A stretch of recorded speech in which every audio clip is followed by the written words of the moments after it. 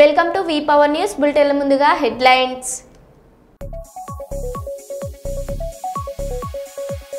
గుంటూరులోని పలు బంగారం దుకాణాల్లో bureau of Indian standards BIS అధికారులు ఆకస్మిక సోదాలు.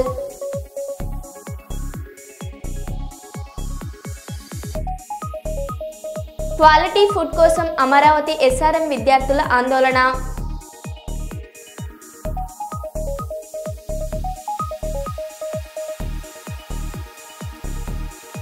పిఠాపురంలో నకిలీ నెయ్యి కలకలం.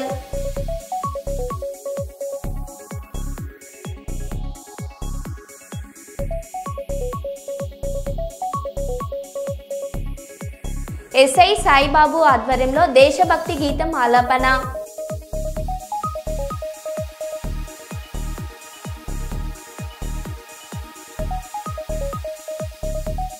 మహాత్మా జ్యోతిబా పూలే విగ్రహం ఎదుట BC మౌన దీక్ష.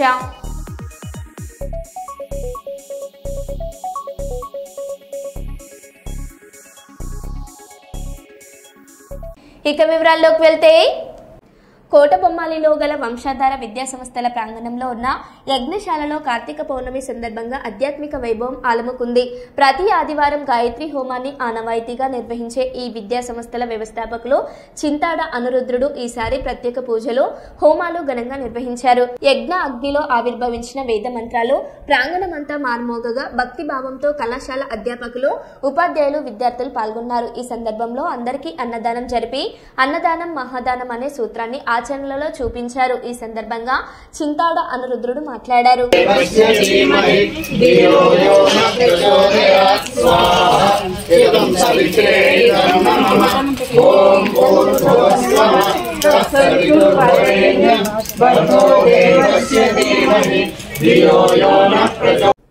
వందే మాతరం జనని గీతం పుట్టి 150 ఏళ్లైన ఈ చారిత్రాత్మక సందర్భం దేశ ప్రజలందరి గర్వకారణమని శ్రీకాకుళం నియోజకవర్గ శాసనసభ్యులు గొండు శంకర్ పేర్కొన్నారు.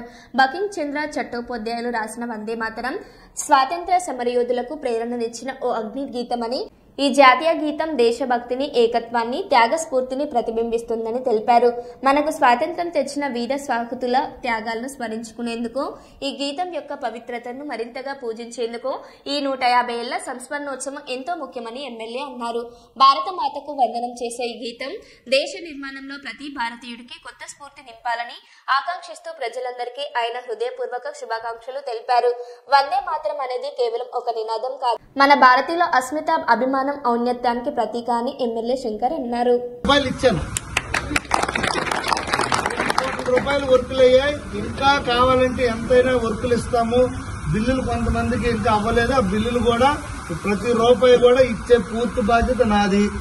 ఇంకా ఏమైనా చెరువులు గాని మీకు తెలిసిందే, 14-19లో మనం ఎంపీపీ ఉన్నప్పుడు అక్కడ కలవట్లు అవన్నీ సిదిగిపోయి ఈవెన్ రైతులకి పంటలు తెచ్చుకోవడానికి కూడా ఇబ్బందిగా ఉంటే అవన్నీ అప్పుడు మేమే దగ్గరుండి అవన్నీ కట్టించాము. ఈవేళ శుభ్రం సేల్ అవన్నీ పెరుగుకోవడం అవుతుంది. ఈ గోర్జు రావాలంటే నీటిలో వెళ్ళి మీరు వచ్చేవాళ్ళు గతంలో. అప్పుడు వచ్చినప్పుడు మనకి కొంచెం ఆయన గంగారావును తౌడు ఒకరోజు వచ్చి ముడుకు నీటిలో వెళ్ళి కాలనీకి వెళ్తాను, మాకు ఏదైనా దారి చూపించమని అంటే అప్పుడు మోహన్ గారు సర్పంచ్ ఉన్నప్పుడు ఆయన దగ్గర తీర్మానం తీసుకొని నేనే కట్టించాను సొంత డబ్బులు పెట్టి కలవట్టు, మీకు తెలిసిందే. తరువాత ఆ రోడ్డు, ఆ వాల్ ఇవన్నీ కట్టిన తర్వాత మళ్ళీ నేను CC రోడ్డు అవన్నీ కూడా అప్పుడు 14-19లో వేసాము. అది కట్టింది ఎప్పుడు 2005లోనే ఎప్పుడో ఎర్రనాయుడు గారు ఎంపీగా ఉన్నప్పుడు టైంలో అది కట్టాం ఆ బ్రిడ్జ్ తోనే ఇప్పుడు అందరూ కూడా ఆ కాలనీకి దాటుకొని వెళ్తాను. సో ఇవన్నీ నేను మీకు ఏది అవసరం ఉండే నేను సొంత ఊరు లాంటి ఈ ఊరు సొంత గ్రామం లాంటిది, మీ కుటుంబ సభ్యుడిలాగే నన్ను భావించండి. నేను ఎవరు తప్పుడు ప్రచారాలు చేస్తుంటే నమ్మొద్దు. మీ కళ్ళ ముందు నేను పెరిగినవాడిని, ముసలోళ్ళందరికీ తెలుసు, ఈ కుర్రోళ్ళకి తెలియకపోవచ్చు, కానీ ఇక్కడ పెద్దలందరికీ తెలుసు. మా కుటుంబం నేపథ్యం మీకు తెలుసు. నేను గోండానా, రౌడీనా, దోపిడీదారునా, దొంగల సెటిల్మెంట్లు చేసినోడినా, ఒకళ్ళు డబ్బులు దొబ్బిన వాళ్ళమా, లేకపోతే ఏంటి అనేది మీ పెద్దలందరికీ తెలుసు. కుర్రవాళ్ళు కూడా ఇదంతా గమనించండి. ఇక్కడ మంచి చేయడానికే ఉన్నాం. ఈ ఆదిత్య కూడా ఒక కుర్రవాడు, ఆయన కూడా ఏదో చేయాలని తపంతో ఉన్నాడు. ఎక్కడైనా ఈ రోజుకి ఆయన సర్పంచ్ అయిన తర్వాత రూపాయి ఫ్రాడ్ చేశాడా లేకపోతే ఎవరి సొమ్ము తిన్నాడా అందుకే ఎవరి మాటలు నమ్మొద్దు. ఎన్నో దీర్ఘకాలిక సమస్యల్ని మేము పరిష్కారం చేస్తాను. ప్రశాంత్ నగర్ కాలనీ నుండి మామిడి వలస వరకు చీకటిగా ఉంటే ఆ లైన్ లాగి లైట్లు కూడా నేనే వేశాను. గత 5 సంవత్సరాల్లో ఆ లైట్లన్నీ ఆరిపోతే వెలిగించలేదు. మళ్ళీ ఇప్పుడు 2-3 రోజుల్లో ఇవన్నీ కూడా వదిలేసి మళ్ళీ ఆ వెలుగు అన్ని లైట్లు మేమే కాస్తాం. ఆ రోజు కూడా ఆ రోజు కరెంట్ లాగి చేయించింది కూడా మేమే. తర్వాత ఈ రోడ్డు గోతులు అయిపోతే ఆ 14-19లో చేసిన రిపేర్లే. అలాగే ఎక్కడ ఏది ఉన్నా ఇక్కడ ప్రతి ఒక్క రైతు చేసింది అది డ్రైనేజ్ వేసాం. గెలిచిన తర్వాత వేసాం. అలాగే ఇప్పుడు ఇది ఎంత మురికి, ఈ వర్షం వస్తే నడలేని పరిస్థితి ఇది. ఈ రోడ్డు కూడా ఇప్పుడు శాంక్షన్ చేసాం. ఇక్కడ ఎప్పుడు నుండో డ్రైనేజ్ కూడా ప్రాబ్లం ఉంది. నువ్వు కూడా డ్రైనేజ్ వేసి మొత్తం అంతా కూడా క్లియర్ చేసి ఇచ్చేస్తే ఆ బిల్లు అంతా చేసే బాధ్యత మాది. ఇక్కడ కల్వర్ట్ ఉంది కదా శ్మశానం దగ్గర, పెద్ద కల్వర్ట. జనగామ జిల్లా లింగాలగనపురం మండలం శ్రీ జీడికంటి వీరచల్ల రామచంద్ర స్వామి ఆలయంలో 4వ తారీఖు నుండి 17వ తారీఖు వరకు జరిగే బ్రహ్మోత్సవాలలో భాగంగా జనగామ డీసీపీ రాజమహేంద్ర నాయక్ స్వామివారిని దర్శించుకుని ప్రత్యేక పూజలు నిర్వహించారు. అనంతరం దేవాలయ ఆవరణలో జరిగే అభివృద్ధి పనులను సందర్శించారు. ఈ కార్యక్రమంలో ఆలయ అభివృద్ధి కమిటీ చైర్మన్ ఏల నరసింహులు, సిఐ ఎడవెల్లి శ్రీనివాసారెడ్డి, ఎస్ఐ బండి శ్రవణ్ కుమార్, కాంగ్రెస్ మండల పార్టీ అధ్యక్షుడు కొల్లూరు శివకుమార్, సీనియర్ నాయకులు బుసిగంపల ఆంజనేయులు, లోకుపట్ల ప్రవీణ్, భక్తులు తదితరులు పాల్గొన్నారు.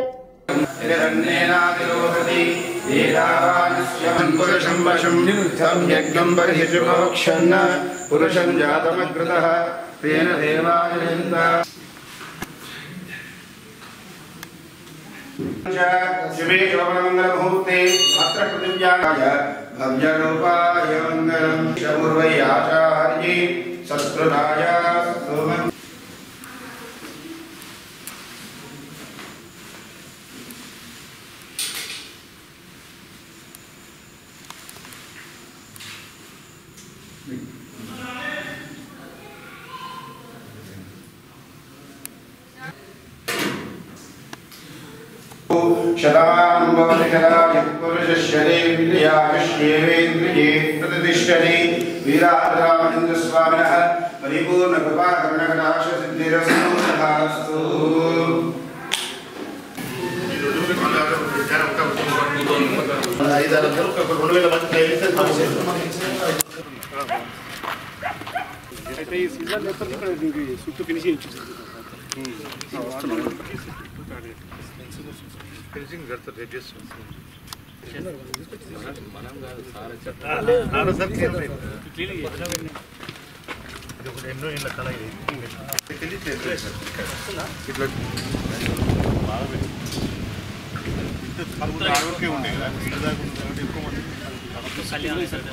మన లింగాలగన్పూర్ మండలంలోని జీడికల్ శ్రీ రామచంద్ర స్వామి దేవస్థానం సంబంధించి బ్రహ్మోత్సవాలు 4వ తారీఖు నుంచి 17వ తారీఖు వరకు జరుగుతున్నాయి. వీటి సందర్భంగా ఎక్కడ మనం ఎటువంటి ఇష్యూ లేకుండా బందోబస్తు ఎట్లా చేయాలనే ఉద్దేశంతో ఈరోజు స్థానిక అధికారులతో పాటు అదేవిధంగా టెంపుల్ చైర్మన్ మరియు ఈ ఊరి పెద్ద మనుషులతో పాటు ఇక్కడ రివ్యూ చేయడం జరిగింది. 10వ తారీఖు నాడు కళ్యాణం జరుగుతుంది. ఆ రోజు సుమారు 10 నుంచి 15,000 మంది వరకు భక్తులు వస్తారని అంచనా వేస్తాం. దానికి తగ్గట్టుగానే ప్రాపర్గా బందోబస్తు అనేది ఏర్పాటు చేస్తాం. అదేవిధంగా యూటీజింగ్ కానీ అదేవిధంగా ప్రాపర్టీ అఫెన్స్ జరగకుండా కూడా ప్రాపర్గా మేము పార్కింగ్ ప్లేస్లు కూడా ఐడెంటిఫై చేయడం జరిగింది. వాళ్ళందరికీ కూడా ప్రాపర్గా బ్రీఫింగ్ ఇచ్చి బందోబస్తు అనేది ఏర్పాటు చేస్తాం. Thank you. డ్రైవర్ అన్న జర జాగ్రత్త, ఎంతో మంది ప్రాణాలు మీ చేతిలో ఉన్నాయని జనగామ జిల్లా లింగాలగనపురం మండలం కల్లం గ్రామానికి చెందిన సింగరబోయిన రాజు యాదవ్ స్కూల్ పిల్లల ఆటోలు, ఆర్టీసీ బస్సులు, స్కూల్ బస్సులు డ్రైవర్లతో మాట్లాడుతూ 2 చేతులు జోడించి దండం పెడుతూ పాదాభివందనం చేసుకుంటూ నిరసన తెలిపారు. ఈ సందర్భంగా ఆయన మాట్లాడుతూ కర్నూలులో చేవెళ్లలో జరిగిన బస్ ప్రమాదంలో ఎంతో మంది ప్రాణాలు కోల్పోవడం చాలా బాధాకరమని, కన్నీటి పర్యమంతం అయ్యారు. ఎదురుగా వచ్చే వాహనాలకు మనమే సైడ్ ఇవ్వాలని కోరారు. లేదండి, ఎందుకంటే ప్రయాణం చేసి జోడించి మొక్కుతానా దయచేసి నిదానంగా ఉండాలి, నిదానంగా ఉండాలి. ఎందుకంటే ఎందుకు వచ్చి అరచేతిలో పెట్టుకొని ఉన్నాయండి. కాబట్టి దయచేసి మీ కాళ్ళు జోడించి మొక్కుతున్నామండి.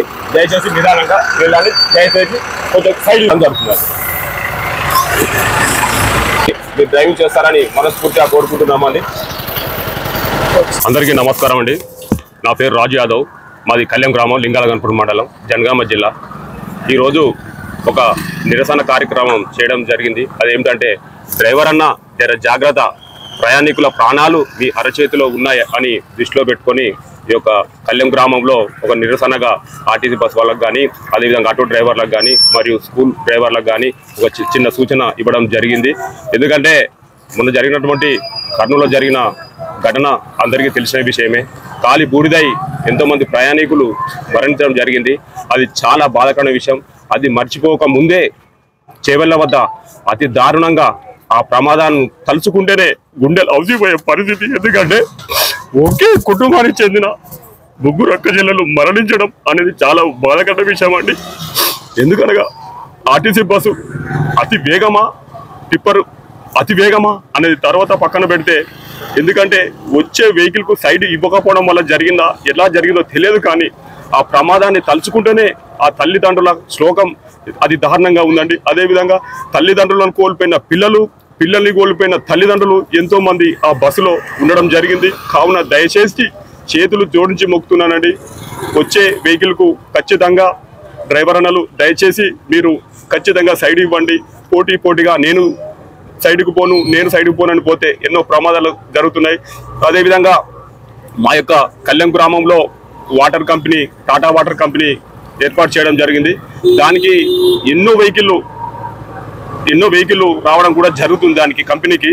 కావున ఆ యొక్క దృష్టిలో పెట్టుకొని ఆ వెహికల్లకు జాగ్రత్తగా వచ్చే వెహికల్ కూడా జాగ్రత్తగా ఉండాలని, అదేవిధంగా కంపెనీ వారికి కూడా కొన్ని టాటా కంపెనీ వారికి, మా కళ్యాణ్ టాటా కంపెనీ వారికి కూడా సూచనలు ఇవ్వాలని నేను ఈ యొక్క సమస్య తరఫున కోరుకుంటున్నాను.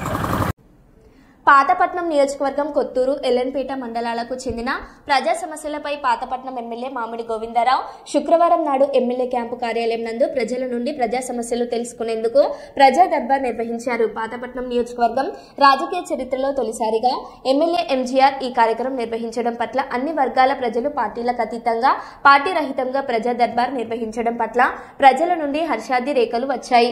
గత ప్రభుత్వ పాలనలో ప్రజా సమస్యలు గాలికి విడిచిపెట్టడంతో ఎక్కడ వేసిన గొంగలి అక్కడే ఉన్న చందంగా ఉన్నాయి. ఈ తరుణంలో ప్రజా సమస్యలు తెలుసుకునేందుకు ప్రయత్నించిన ఎమ్మెల్యే ఎంజీఆర్ కృషి పట్ల పలువురు అభినందించారు. ముఖ్యంగా 5 మండలాల నుండి వచ్చిన ఫిర్యాదులలో భూ వివాదాలు, రెవెన్యూలతో పాటు రహదారుల సమస్యలు, విద్యుత్ కోతాలు, తాగునీటి సమస్యలు ప్రధాన సమస్యలే ఎమ్మెల్యే దృష్టికి వచ్చాయి.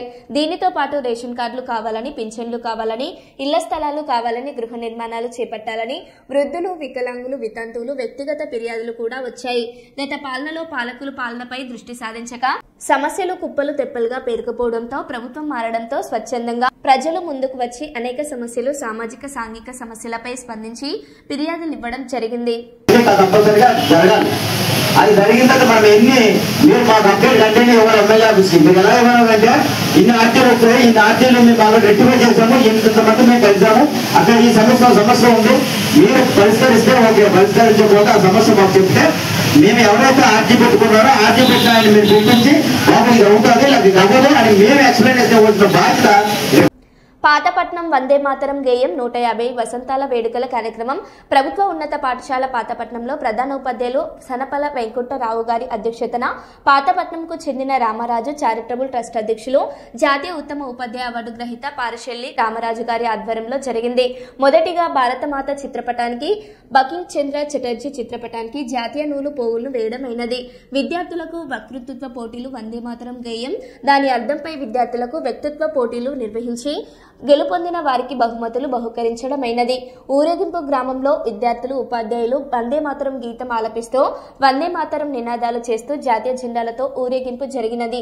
ఈ సందర్భంగా ముఖ్య అతిథి రాష్ట్ర ఉత్తమ ఉపాధ్యాయ అవార్డు గ్రహీత గ్రేడ్ 1 హిందీ పండితులు లింగాల సంజీవారావు గారు, ప్రధాన ఉపాధ్యాయులు సనపల వైకుంఠరావు మాట్లాడారు.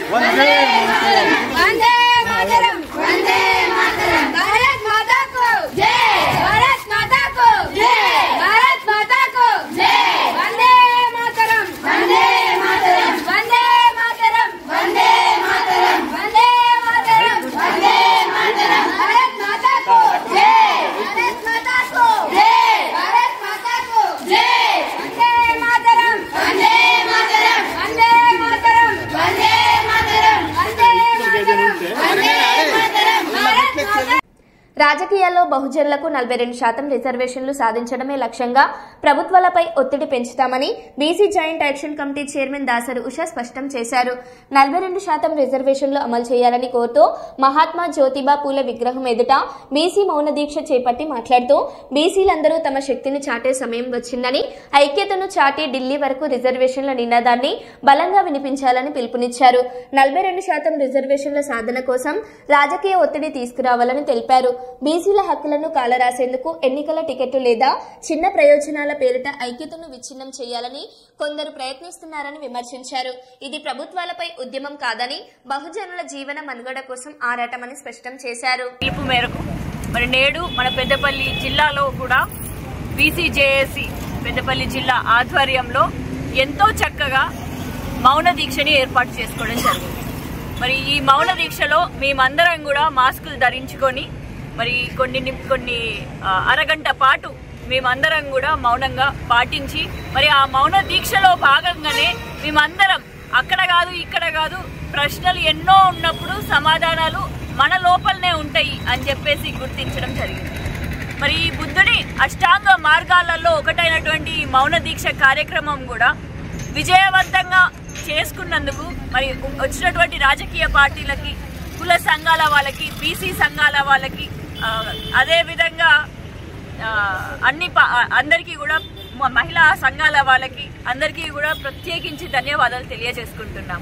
మరి ఈ 42% బీసీలకి రిజర్వేషన్ లోకల్ బాడీ ఎన్నికల్లో సాధించడానికి మరి బీసీజేఏసీ ఏర్పాటు చేసుకున్నాం కాబట్టి ఈ కమిటీని కూడా బీసీజేఏసీ పెద్దపల్లి జిల్లాలో బలపరుచుకోవడానికి నేడు వర్కింగ్ చైర్మన్ గా జాజుల సీనన్న గౌడ సంఘం నుంచి, జాజుల సీనన్న బీసీ సంఘం నుంచి ఉన్నటువంటి శంకరన్న గారికి వర్కింగ్ చైర్మన్ గా ఇచ్చుకోవడం జరిగింది. అదేవిధంగా మన జిల్లా కన్వీనర్ గా, మహిళా కన్వీనర్ గా సిరవేణి స్వప్నాక్క గారికి ఇవ్వడం జరిగింది.